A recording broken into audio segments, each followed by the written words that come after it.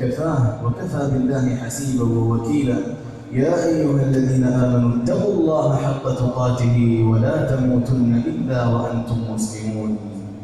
أيها الناس، قد بلغتم عيدكم بفضل ربكم، وأتممتم عشركم ببلوغ عيدكم، فاحمدوا الله الحميد الكريم واشكروا الله الشاكر العليم، فهذا اليوم هو يوم الحج الأكبر، جعله الله عيدا للمسلمين حجاجا ومقيمين، يوم الجائزة ويوم تلقي المكرمات.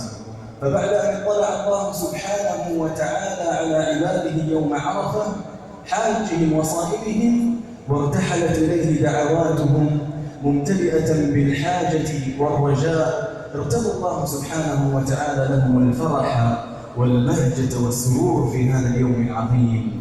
وهل جزاء الإحسان إلا الإحسان؟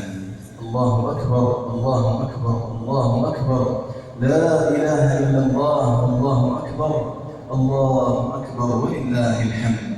عباد الله،